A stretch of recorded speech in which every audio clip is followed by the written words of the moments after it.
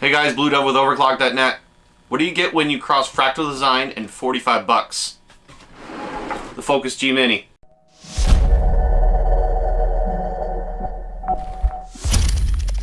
Hey, what's going on guys? This is Blue Dove with Overclock.net. Today we're going to take a quick look at the Fractal Design Focus G Mini. Great little micro ATX case. I built an X99 rig in it already, featuring a GTX 1080 and a 5820K. It does have radiator support up to 280 in the front, 220 in the top, and then a 120 in the rear.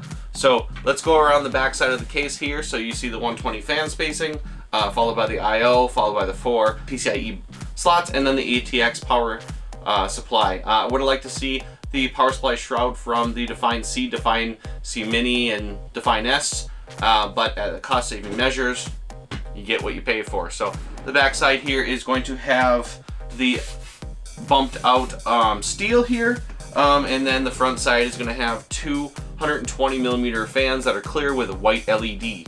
So white LEDs go with pretty much every kind of build. It works. In the front here, you do get two 5 1/4 bay adapters. I don't know who runs 5 1/4 bays nowadays. I would have liked to see this whole thing taken out. As far as support up here, it does support a hard drive underneath the bay. Would it be an SSD or a 2.5 inch hard drive, as well as two 3.5 inch or two SSDs or hard drives in the cage that I've already taken out, which is held in by 5 screws. In terms of dust management, Fractal's been known for. Fractal does include two 120 or 140 millimeter filters that you can put in on the top here. I opted not to use them because, well, one, I'll be taking apart the rig anyway in a few days, and two, dust filters, if they get dusty, you're gonna take apart your entire rig anyway to fight with this anyway. So I can kind of see the point of it if you really want to have dust filters, but I would like to see a little bit better implementation of the dust filters here. Speaking of dust filters, there is a dust filter in the front 120s. I'll take that off right now. But it's kind of like a foam dust filter, so it works. But if you take it out, you have to actually bend these pieces back again. So I can see that breaking over time. So not much to that. A little Fractal logo right here. All right, the side panel, which is held on by capacitive thumb screws, which is nice. The cast acrylic is really nicely done.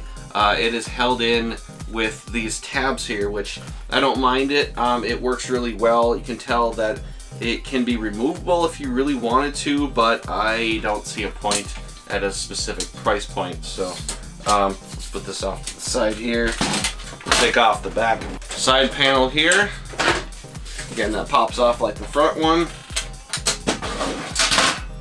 All right, and then my back cable management job. So I am okay at cable managing. I would probably say if I put a lot of time and effort in, I could probably do a really, really good job, but this is just a quick and dirty job, so don't chastise me too much on it.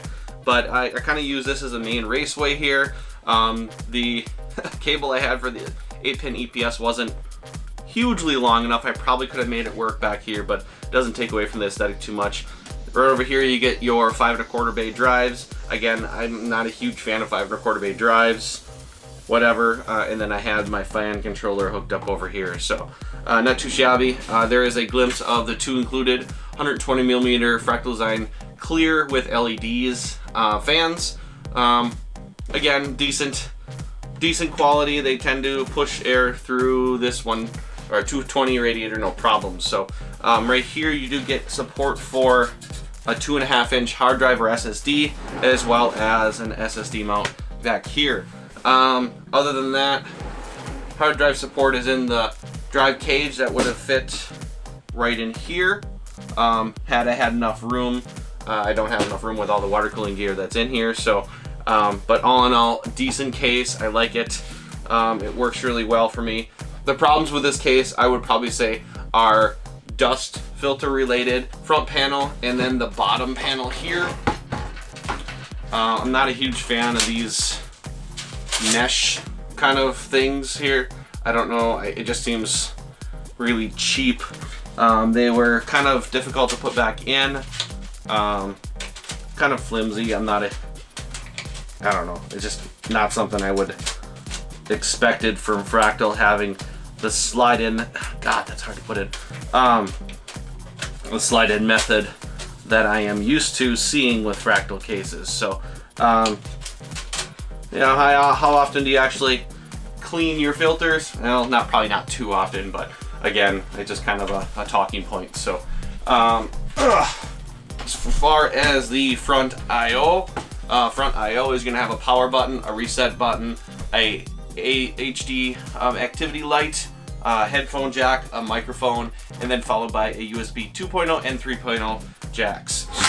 So all in all, I like this case quite a bit for a $44.99 price point. It's a great case. I don't think I could ask for more. There are a few different, you know, why do they put 5 1/4 bay drives in? They should have just left it alone, in my opinion. This weird 5 1/4 bay thing. You know, other than that, rubber grommets would have been nice to see, but not a requirement. The two nice fans included are nice.